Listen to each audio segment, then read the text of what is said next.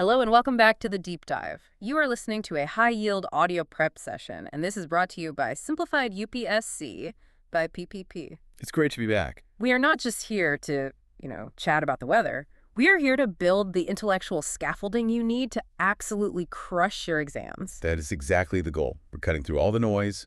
The aim is simple. Maximum retention, minimum fluff. And today, we have a massive mission ahead of us. We are cracking the code of NCERT Class 11, Fundamentals of Physical Geography. Specifically, Chapter 7. Chapter 7, Landforms and Their Evolution. Now, I know what you might be thinking. Landforms, rocks, that sounds dry. Yeah. But trust me, this isn't just a reading session. This is the theater of the Earth. It really is. I mean, we're going to look at how the Earth's surface is actually this dynamic, moving movie, not some static painting you hang on a wall. Right. The scenery you see outside your window, it's just a single frame in a billion-year-long film. And more importantly for you listening, we are going to directly link these concepts to past year questions, the PYQs that have actually appeared in the mains papers. Which is the whole point, really. Exactly. If you want to know why a mushroom rock isn't something you eat, or why the Himalayas are technically young and, acting out like a rebellious teenager, Or how a simple sandbar could be the difference between life and death during a tsunami, then you need to stay tuned. we're going to cover the agents that carve our planet. We're talking water, ice, wind, and waves, and see exactly how they shape the world we all live in. Okay, so before we dive into the geology, we do have a little housekeeping. We are a growing community, and we humbly ask for your help to keep these deep dives coming. It really makes a huge difference. It does. If you haven't already, please subscribe to the YouTube channel. It really helps us out, and it lets the algorithm know that, hey, this is useful stuff. And for those of you who are able and, find real value in this kind of high-density breakdown, please consider supporting us on Patreon. It ensures our team can keep researching and bringing you this super useful content without cutting any corners. And on that note, a huge, warm shout out to all our current supporters. You guys aid us so much in creating this content. It's incredible. We really appreciate it. Also, don't forget to smash that like button. Seriously, just give it a quick tap and share your valuable comments below.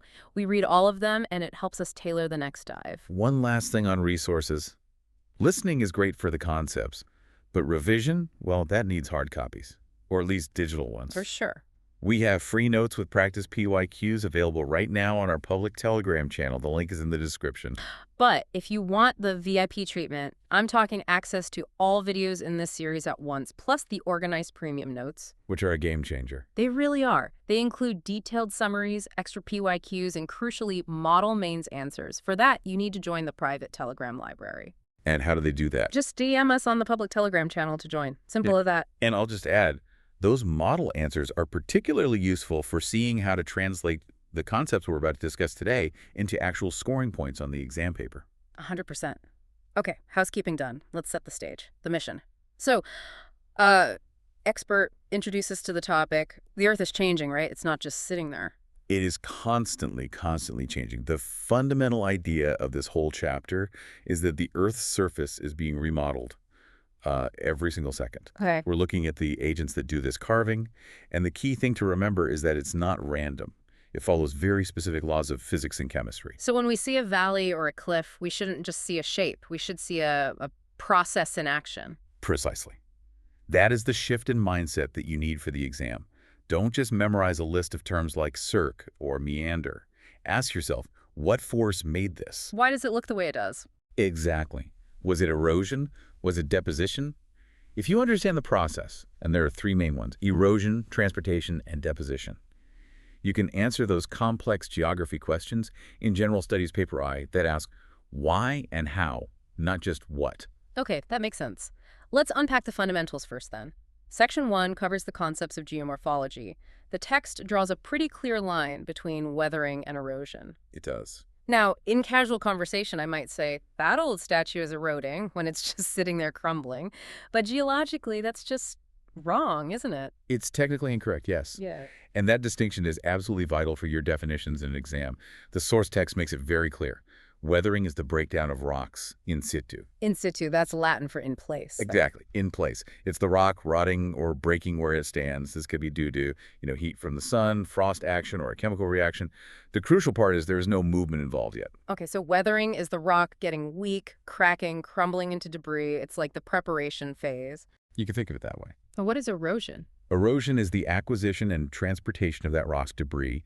It involves kinetic energy. It involves movement. An agent, like a river or wind, has to pick up the material and carry it away. So weathering helps erosion by loosening the material. It makes the job easier for the river or the wind. It certainly does. But, and this is an explicit point in the text that could easily be a prelims question, weathering is not a precondition for erosion. Wait, really? You can have erosion without weathering. I always assumed you needed the rock to be softened up first. Not necessarily. I mean, think about the sheer force of nature. The text says that abrasion by rock debris carried by these geomorphic agents also aids greatly in erosion. Okay. So think about a glacier. It's a massive sheet of ice, miles thick sometimes. It acts like a massive sheet of sandpaper. It can rip up unweathered, completely solid bedrock just through sheer force and friction. It doesn't need it to be pre-softened. Wow, that's a powerful image. A mile-thick sheet of sandpaper. So, to recap, weathering is static decay. Erosion is dynamic transport. Exactly. But the key insight here, for the bigger picture, is that weathering, mass wasting, which is just gravity, pulling things like landslides down a slope and erosion, are all grouped together. As what? As degradational processes. Degradational, meaning they wear the landscape down, they degrade it. Yes. They degrade the relief. In the simplest terms, they're all trying to flatten the earth. They're taking material from high places and moving it to low places. Okay. And to do this work, to do this flattening, we have 5 major geomorphic agents that are listed in the text. That's right. Let me list them out for everyone listening, and maybe we can visualize them. We have running water, which is pretty obvious. Then groundwater, which is less obvious. The hidden one. Then glaciers, wind, and finally waves. Right. And a good way to think about them is by their state of matter, which kind of dictates how they work. Okay, how so? Well, running water, groundwater, and waves are all liquid. They flow. Glaciers are solid water, so they scrape and bulldoze. And wind, of course, is gaseous. It lifts and blows. Simple enough. But the text mentions something about climatic control. This seems like a really important point for, those tricky true or false statements in prelims. It is a great point, and yes, it's classic prelims fodder. So which of these are controlled by the climate? Wind, running water, and glaciers are all climatically controlled. Okay, that makes intuitive sense. You need a cold climate, obviously, for glaciers to even exist. Right, below freezing. And you need humidity and rain for running water to be the dominant force. And you need aridity, dryness, for wind to be the boss. Precisely. Think about it. If you have a dense rainforest, the wind can't really pick up the soil. Why? Because it's wet, it's heavy, and it's held together by plant roots. So wind is a very weak agent there. But in a desert? In a desert, wind is king. The soil is dry, loose, and there's no vegetation to hold it down. Okay, so those 3, water, ice, wind, they all depend on the weather. What about the other 2, waves and groundwater? These are not primarily controlled by climate.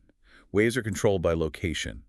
They only work at the coastal interface, that zone where the land meets the sea. Right. It doesn't matter if that coast is in freezing Antarctica or in tropical Kerala.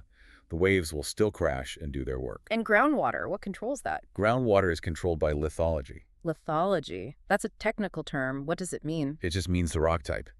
You can have incredibly heavy rainfall, but if the rock underneath is solid, non-porous granite, the groundwater won't be able to do much geomorphically. So you need specific kind of rock. You need permeable, soluble rocks, the classic example being limestone, for groundwater to really get to work and create landforms.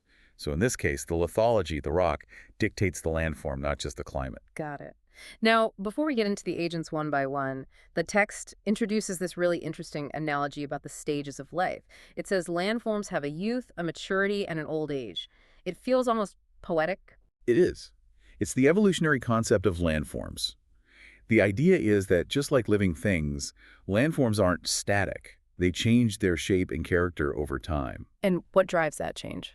It happens because of changes in climatic conditions, or, more dramatically, due to vertical and horizontal movements of land masses, tectonics. So a mountain isn't just a mountain. It's a mountain at a specific age. It has a history. Exactly. That's the core concept. Hmm. Every landform has a history.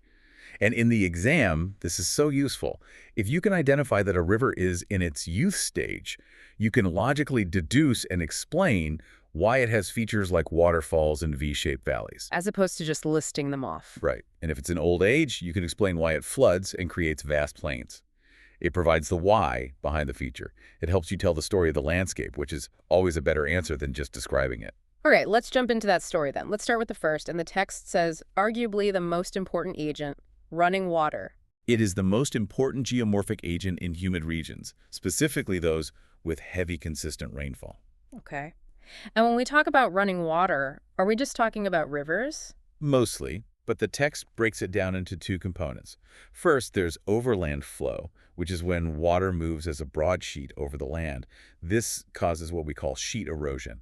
And the second? The second is linear flow, which is what happens when that sheet of water gets concentrated into small channels, which then grow into streams and rivers. This is where most of the dramatic carving happens. Let's walk through the life cycle of a river then. This is classic geography. Starts off with the youth stage. Imagine we're standing high up in the Himalayas at the source of the Ganga or the Yamuna. What's happening? Okay, so imagine a river just starting out in the Himalayan Mountains. It's vigorous. It has a massive amount of potential energy simply because it's high up. Right, gravity. Exactly. And that potential energy converts to kinetic energy as it falls. It flows over very steep gradients. Because the slope is steep, the water flows incredibly fast. The dominant activity here is downcutting. It's not trying to widen its path, it's trying to dig a hole straight down. It's cutting vertically into the earth. Its only goal, in a physical sense, is to reach sea level as fast as it possibly can. And because of this vertical incision, you get the classic V-shaped valleys. Correct. The river is a thin, powerful line at the very bottom of the V. You don't see wide, flat floodplains here. The stream is far too busy cutting down to waste energy on eroding sideways. And this is where we'd see things like waterfalls and cascades. Yes, the landscape is jagged, it's irregular, it's rocky. The river is just smashing its way through. It's the rebellious teenager phase full of energy, moving fast, breaking things. Okay, so that's the youth. Fast, aggressive, digging deep. What happens when it hits the mature stage? It grows up a bit. It does. It enters the plains. The slip becomes much gentler. The water slows down a bit. Now the stream starts cutting its bed slower. And instead of just cutting down, it starts to engage in lateral erosion. Lateral meaning sideways. Sideways. It begins to eat away at the sides of the banks. So that V shape starts to open up. It becomes less of a sharp V. Exactly. The valleys widen. You start to see the first signs of floodplains appearing within the valley walls, and the river itself starts to meander. It curves back and forth because it's no longer just rushing straight down a cliff. It has time to wander a bit. Okay, makes sense. And finally, old age. The retirement phase. The river is now very near the sea. The gradient is almost flat. The valley sides, which were steep cliffs in the youth, are now reduced to very, very low slopes. What about the divides, the high ground between different rivers? They've been flattened out too. The whole landscape is low and rolling. The river flows very slowly over a vast, flat landscape that it has built itself. And this creates what the text calls a peneplain. Peneplain. Breaking that word down, pena means almost, right? So it's almost a plain. Correct. Ideally, if it ran for long enough, it would be perfectly flat, but nature is rarely perfect. Okay. So what you often see are some resistant rocks still sticking out of the plain. Leftovers. Exactly. Yeah. They didn't erode away because they were harder than the surrounding rock. These remnants have a specific name, monadnocks. Monadnocks. That is a fantastic term to drop in an answer to show you've really understood the chapter. It is. And the key thing to remember about this old age stage is that deposition becomes the main story, not erosion. The river is tired, it's moving slow, it just drops all the sediment it's been carrying for hundreds of miles. Okay, let's get a bit more specific now. Yeah. Let's break down the individual erosional landforms created by running water. We mentioned valleys. Right, and valleys evolve. They don't just appear. They start as tiny little rills. You can see these on any dirt road after a rain shower. Tiny lines of water. Those rills grow into gullies, which are deeper channels. And eventually, gullies deepen and widen and merge to become full-fledged valleys. The text makes a specific distinction between a gorge and a canyon. I feel like most people, myself included, use these interchangeably. But the NCERT is strict about this. What is the difference? It really comes down to the shape of the valley walls and the type of rock. A gorge has steep, almost vertical sides. The width at the top is almost equal to the width at the bottom. So it's like a deep slot cut into the ground. Yes, exactly. It usually forms in hard, resistant rocks. The source gives the example of the Kaveri River near Hogenegal. It's a deep, narrow, powerful cut. Okay, and a canyon. A canyon, on the other hand, is much wider at the top than it is at the bottom. It has characteristic step-like side slopes. And the classic example there is, of course, the Grand Canyon. Right, carved by the Colorado River. And those steps form because the rock there is sedimentary. It's arranged in horizontal layers. Some layers are soft, some are hard. The soft layers erode faster, the hard layers erode slower, and this creates a kind of giant staircase effect down the sides. Fascinating. Okay, moving on to potholes and plunge pools. These sound like road hazards, but in a river, they are pretty violent features. They are. Potholes are circular depressions in the rocky beds of rivers. They form because the swirling water, the current, manages to trap some pebbles or small boulders and swirls them around in one spot. So the river using a tool. It is. It's abrasion. Think of it like a drill. The river uses a rock as the drill bit and the swirling water as the motor, and it just drills a perfect or near-perfect hole into the solid rock of the riverbed. And a plunge pool, is that just a big pothole? Essentially, yes. It's a very large, deep hole found at the base of a waterfall. The sheer impact of the falling water, plus the rocks it carries, just hammers away at the base, carving out a deep pool. Now, here's a term that really caught my eye in the text. Incised or entrenched meanders. This seems contradictory. Usually, meanders happen on flat plains in old age. Right. But the text talks about meanders that are cut deep into hard rock. How does that happen? This is a crucial concept, and it involves something called rejuvenation. As you said, normal meanders happen on flat floodplains where the river can move sideways easily. But sometimes you see these deep, wide meanders cut into hard rock, like a canyon that winds back and forth like a snake. So the river is winding like it's on a plain, but it's trapped deep inside a gorge. Yes. This usually happens when a river was already meandering on a relatively flat surface, and then the land itself uplifted due to tectonic forces. The ground literally rose up beneath the river. Exactly. So the river had to start cutting down very quickly to maintain its gradient to the sea. It couldn't change its path because it was now locked in, so it just carved that existing meander shape deep into the rising rock. Yeah. These are very stable. They don't shift around like floodplain meanders. That's incredible. It's like a fossilized movement. A memory of the old flow path preserved in solid stone. That's a great way to put it. It's a snapshot of the river's history. Let's shift gears now to depositional landforms of running water. The river has carried all this dirt and rock for miles. Now it has to dump it somewhere. Right. First up are alluvial fans. Imagine a stream rushing down a steep mountain valley. It's confined, it's flowing fast, and it's carrying a heavy load of coarse material. And then it hits the flat plains at the bottom, it hits the brakes. Exactly. It emerges from the mountain front onto a gentle plain.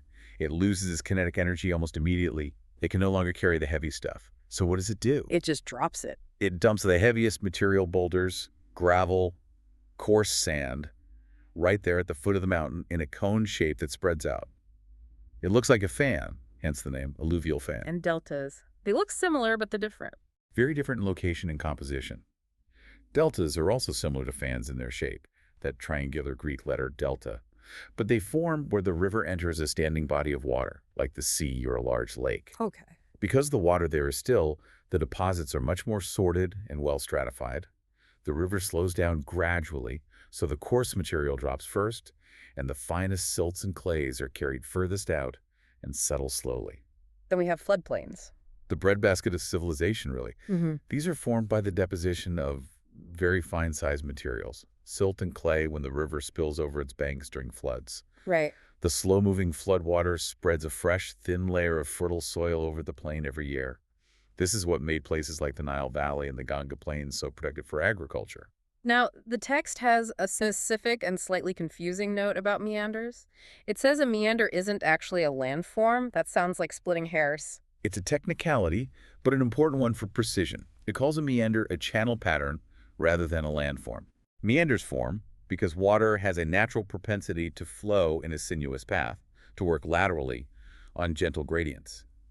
And the Coriolis force also plays a role in deflecting the water and initiating the curves. And within this channel pattern, we have specific landforms, cut-off banks and slip-off banks. Can you visualize that for us? Sure. Imagine a river curving to the left. The water on the outside of the curve has to travel a longer distance, so it moves faster. This faster water has more energy, so it erodes the bank. That creates a steep cliff called the cut-off bank. And on the inside of the curve. The water on the inside travels a shorter distance, so it moves slower, it has less energy, so it drops sediment. This builds up a gentle, sloping bank called a slip-off bank, sometimes a point bar. So the river simultaneously eats away at one side and builds up the other, causing the meander to migrate over time. And if that loop gets too extreme, The river gets lazy.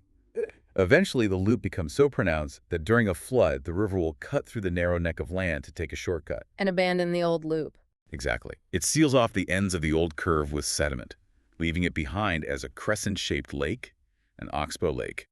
The source gives the example of the Burhi-Gandak River near Muzaffarpur, which is just littered with these old Oxbow lakes. And finally, under running water, we have braided channels. This happens when the river is carrying way more sediment than its flow can handle. It's like a person trying to carry too many groceries. They just keep dropping things. So the river chokes on its own sediment. In a way, yes. It dumps sandbars and small islands right in the middle of its own channel, which forces the water to split and flow around them and then rejoin. This creates a complex network of interweaving channels that looks like a braid. Okay, we've covered a ton of theory. Now let's do what we promised at the start, the PYQ linkage. This is where we turn this knowledge into actual marks. Absolutely. Let's look at a question from 2014 GS1Q20. It asks, bring out the relationship between the shrinking Himalayan glaciers and the symptoms of climate change in the Indian subcontinent. Wait a minute, that's about glaciers. We're still in the running water section? Correct. But think about the result. Where does the water from the shrinking Himalayan glaciers go? It feeds the great rivers of India, the Ganga, the Brahmaputra, the Indus. Ah, so the running water is the delivery mechanism for the effects of the glacier melt. Exactly. The glacier melting changes the entire regime of the running water. When glaciers melt faster, what do you get first? You get excess water, more floods, more vigorous erosion in the youth stage up in the mountains. So more downcutting, maybe more landslides because the banks are being undercut. Precisely. But what happens eventually as the ice reservoir disappears? The steady flow, the perennial nature of these rivers is threatened. They could become seasonal. The entire erosional and depositional cycle we just discussed gets completely disrupted. That's a really powerful connection. And there's a 2025 question too, right? Q17. Yes, a very direct one. Discuss the distribution and density of population in the Ganga River Basin with special reference to land, soil, and water resources. This connects directly to everything we said about the old stage depositional features. 100%. Why is the population density in the Ganga Basin among the highest in the world? It's not just a coincidence. It's because of the depositional work of running water. The floodplains. The floodplains provide the photoalluvial soil for agriculture. The deltas do the same. The gentle gradient of the mature and old stages creates a landscape that is perfect for building transport networks and cities. You simply cannot answer that question well without understanding the geomorphic work of the river that built the basin in the first place. That is a brilliant connection. It's not just people live near water, it's people live on the specific landforms created by the slow, old-age work of that water. That's the level of analysis they're looking for. Let's go underground now. Yeah. Section 3. Groundwater and karst topography. This feels like a completely different world. It is my favorite section, I think, because it's so hidden. Everything happens out of sight. And the key here, as we mentioned earlier, is lithology, the rock type. Groundwater erosion really only works its magic in permeable, soluble rocks. We are talking about limestone or dolomite, rocks that are rich in calcium carbonate. And the process isn't mechanical, right? It's not the water scrubbing the rock away like a river does. No, it's almost entirely chemical. It's a quiet process of solution and then precipitation. What happens is that rainwater picks up carbon dioxide from the air, and as it seeps through the soil, it becomes a weak carbonic acid. Okay. And this weak acid is incredibly effective at dissolving limestone. The text is very clear. The mechanical removal by groundwater is insignificant. It's not about force. It's all about chemistry. And this unique chemical process creates what is called karst topography. Where does that name come from? It comes from the Karst region in the Balkans near the Adriatic Sea, which is part of modern-day Slovenia and Croatia. It's just the place where these features are most perfectly and extensively developed, so it became the type location for this kind of landscape. Let's look at the erosional landforms, basically, the holes in the ground. We start small. The text mentions swallow holes, which are small, shallow depressions on the surface where water disappears. Then we have the much more common sinkholes, which are larger, often funnel-shaped openings. And if the roof of a big underground cavern collapses? That's a collapse sink, or a dalene. And sometimes, several of these sinkholes might merge together, forming a long trench-like depression called a uvala, or a valley sink. I love the term lappies. It sounds fancy. It looks fancy, too, in a very rugged way. Imagine a field of exposed limestone where the rainwater is seeped into all the cracks and joints and eaten away the soluble parts. What's left behind is an intricate network of sharp ridges and deep furrows. It can look like a honeycomb or a field of small, jagged spikes. That is lappies. And of course, the most famous feature, caves. How do they actually form? Caves form where you have alternating beds of hard and soft rocks, or where the limestone has significant horizontal cracks, which we call bedding planes.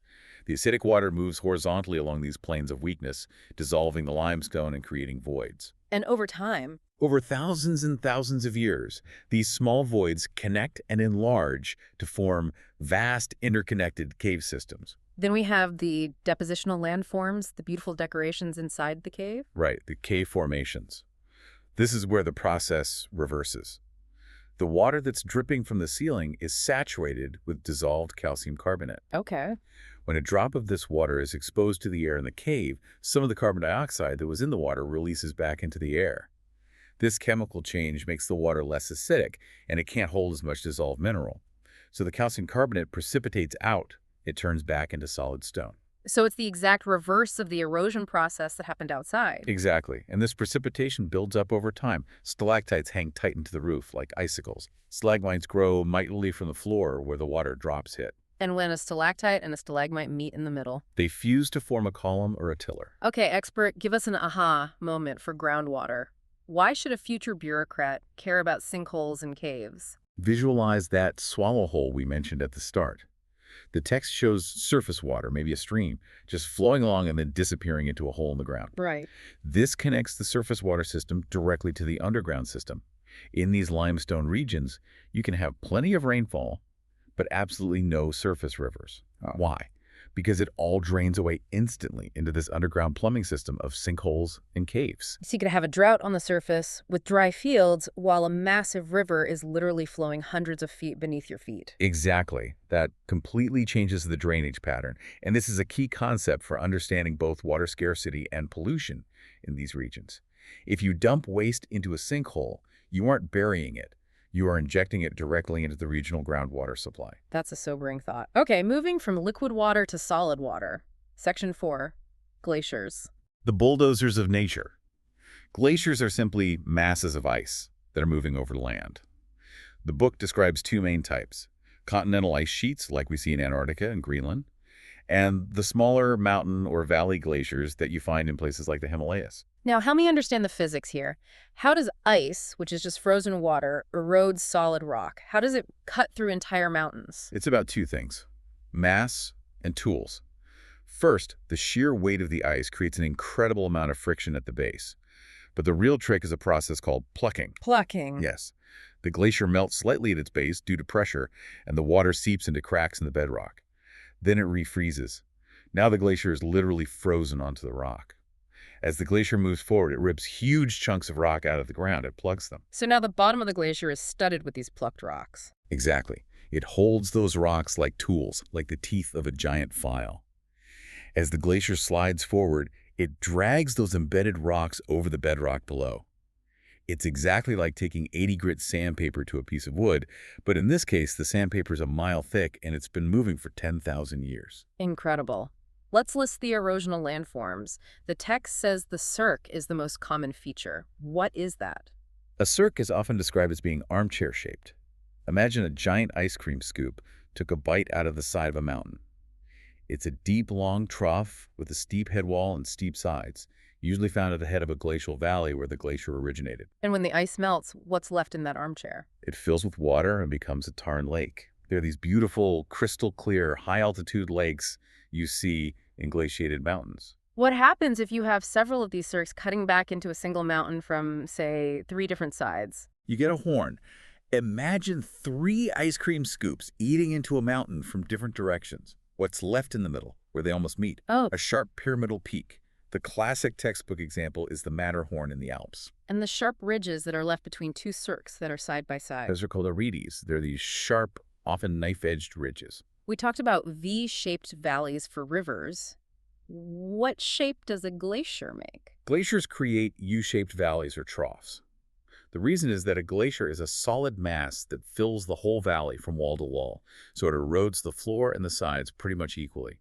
This straightens and deepens the valley, creating broad, flat floors and very smooth, steep sides, a classic U-shape. And hanging valleys, that's another interesting term. These are fascinating. Imagine a massive main glacier carving a deep U-shaped valley. At the same time, a smaller tributary glacier is flowing in from a side valley. Because the tributary glacier is smaller and has less erosive power, it doesn't cut its valley as deep. So when all the ice melts, the floor of the tributary valley is left hanging high above the floor of the main valley. This is where you often see spectacular waterfalls plunging from these high cliffs. Yosemite Valley is full of them. And fjords. A fjord is simply a deep glacial trough, a U-shaped valley that has been drowned by the sea after the ice melted. This happens at high latitudes like Norway or New Zealand, where the glaciers were able to flow all the way down to the coast. Let's move to depositional landforms. What is glacial till? Till is the name for the unassorted debris that is dropped by a glacier when it melts, and the key word again is unassorted. Unlike water or wind, ice doesn't sort things by size. When it melts, it just drops everything. Huge boulders mixed with fine clay and sand right where it is, a jumbled mess. And moraines, are those made of till? Yes. Moraines are ridges made of this till. A terminal moraine is a ridge that marks the end, the furthest point the glacier reached. Lateral moraines are ridges of till deposited along the sides of the glacier. And a medial moraine is a dark stripe of debris you see in the middle of a larger glacier, formed when 2 smaller glaciers join and their lateral moraines merge. Now, there are 2 weird ones, eskers and drumlins. They sound like characters from a fantasy novel. They do. Eskers are long, sinuous ridges of sand and gravel. They look like winding railway embankments snaking across the landscape. They are actually the fossilized beds of streams that were flowing into the ice in tunnels. When the ice melted away, the sediment that was in the stream bed was left behind as a raised ridge. And drumlins. These are oval-shaped, elongated hills made of glacial till. They're often described as having an inverted boat or inverted spoon shape, and importantly, they tell you the direction the ice was flowing. How can you tell the direction from a hill? The Stoßand, the end that was facing the oncoming glacier, is blunt and steep, the ice pushed up against it. The tail end is gentle and tapering. The ice flowed over it and streamlined it. So if you see a whole field of drumlins, which is common, you can map exactly which way the ancient ice sheet was moving. Let's hit the PYQ linkage for glaciers. You mentioned the 2020 GS1Q6 question earlier. Yes. How will the melting of Himalayan glaciers have a far-reaching impact on the water resources of India? We touched on the water flow aspect, but let's connect it to the landforms themselves. Okay. The NCERT chapter deals with the shapes, the glacial troughs, the cirques, the tarn lakes. These shapes are, in effect, storage vessels for water. A tarn lake holds water. A U-shaped valley channels it. Right. If the melting process speeds up dramatically due to climate change, these storage vessels can become extreme hazards. A glacial lake outburst flood, a GLOF, like the disasters we saw in Chamoli or more recently in Sikkim, happens when the moraine that is damming a tarn lake fails. So understanding the landform, that the moraine is just a loose pile of rubble, helps you understand the disaster risk. Exactly. The landform tells you the mechanism of the potential disaster. The tarn lake is the loaded gun. The moraine is the weak trigger. Wow. Okay, next up, section 5, waves and currents, the coastal processes. The text calls this the most dynamic and destructive agent. It is. The coast is where the battle between the land and the sea happens, 247. The forces here are waves, tides, and currents. The text references the movements of ocean water chapter for the mechanics of how waves are generated, but here we focus on the landforms they create. The text classifies coasts into 2 main types, high rocky coasts and low sedimentary coasts. Why is this distinction so important? This is a fundamental distinction because it determines whether erosion or deposition will be the dominant process. On a high rocky coast, the land is considered to be submerged. The sea level is high relative to the land. Rivers appear drowned. This is where you get estuaries or those fjords we mentioned.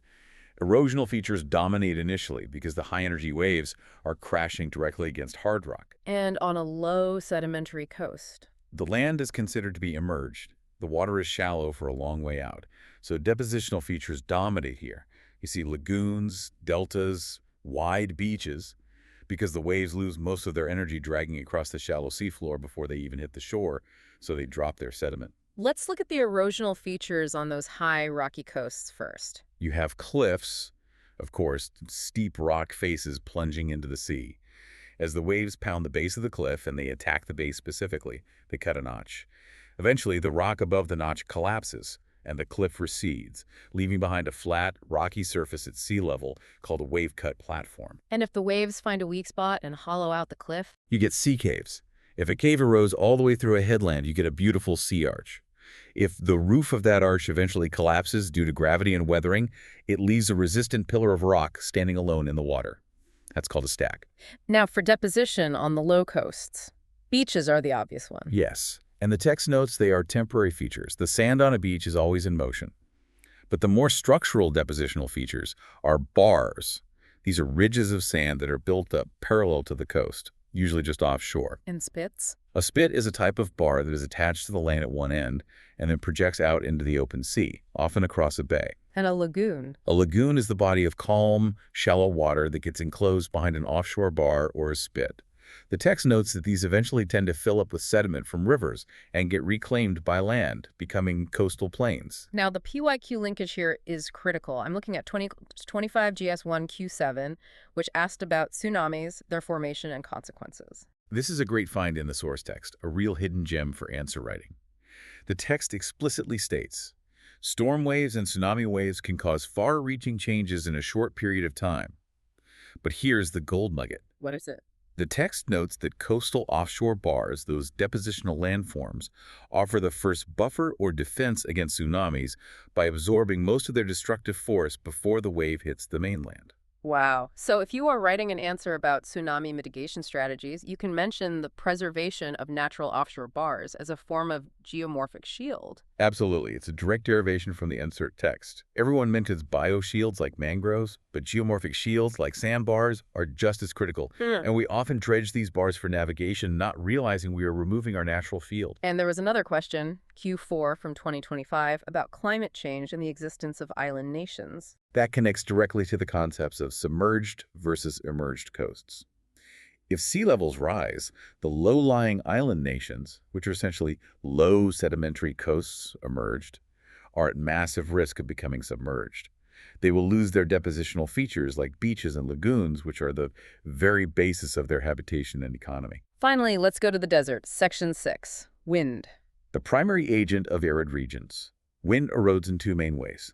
Deflation, which is the lifting and removal of loose particles, and abrasion, which is sandblasting, where the wind uses the sand it's carrying as a tool. Okay. But the text adds a crucial caveat here. It says that in deserts, rain and sheet floods also play a huge role, which seems strange. It does. Rain in a desert, that seems counterintuitive. It is. But because there is no vegetation to hold the soil or slow the water down, when it does rain in a desert, often in short, violent bursts, the water rushes over the surface in what we call sheet floods. It's not soaked up, it just washes everything away. So a good way to think of it is that water moves the big stuff in deserts and wind moves the small stuff. Let's look at the erosional landforms. The classic one is the mushroom rock. Or a pedestal rock.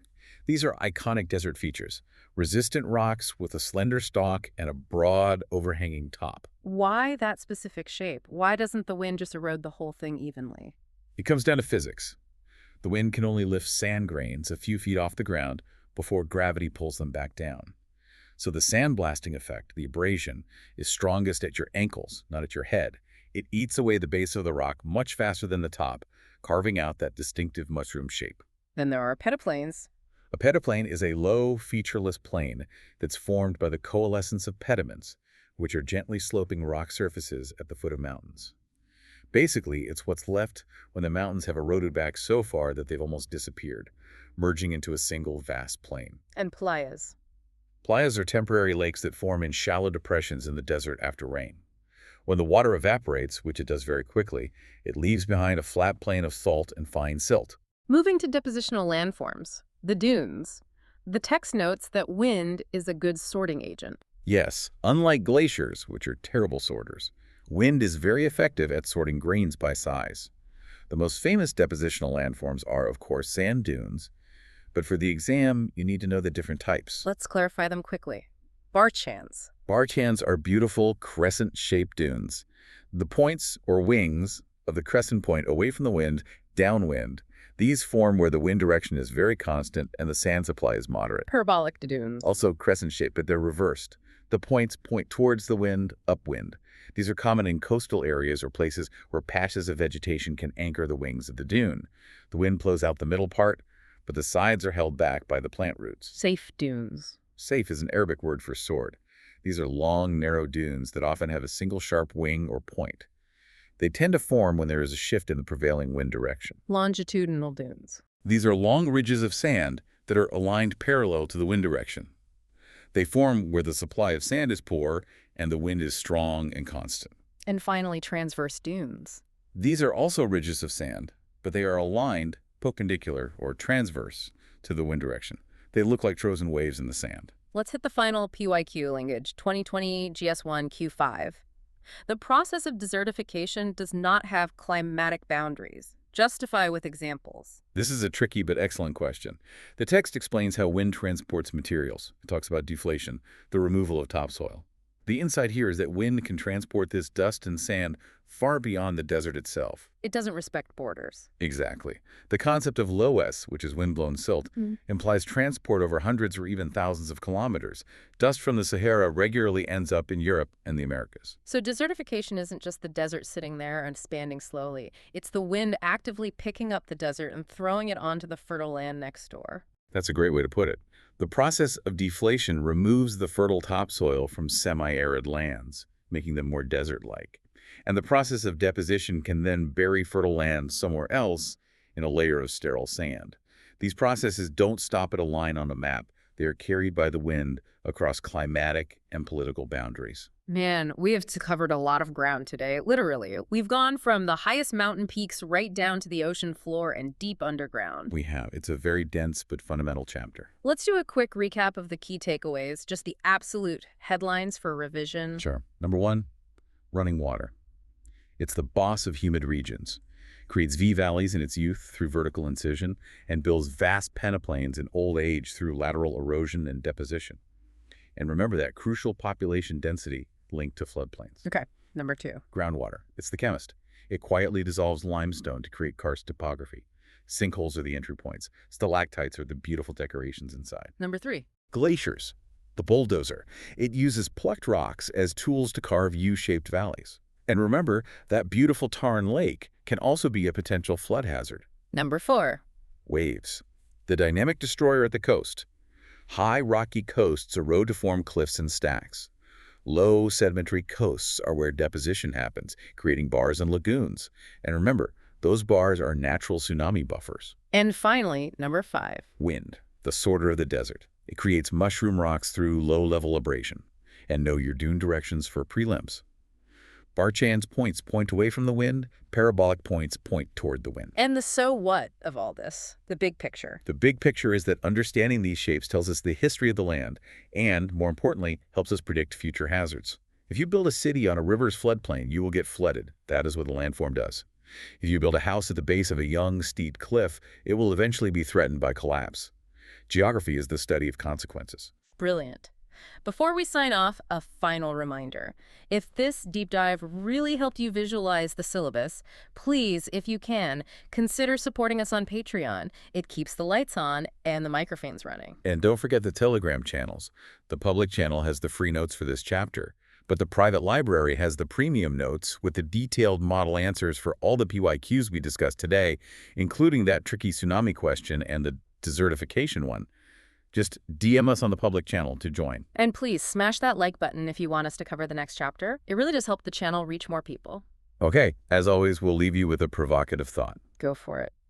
We talked at length about how landforms evolve from youth to old age. But the text briefly mentioned a concept called rejuvenation, where an old landform can suddenly become young again due to tectonic uplift. Right. The land rises, the gradient gets steeper, and the old meandering river starts cutting down aggressively again, like it's a youth. Well, think about the Himalayas. We describe them as young fold mountains. We know from plate tectonics that they're still actively rising. But they're also being very aggressively eroded by rivers and glaciers. So my question is this.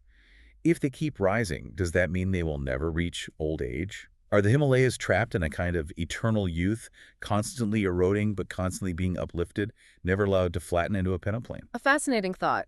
In geology, as in life, it seems sometimes the end is just a new beginning.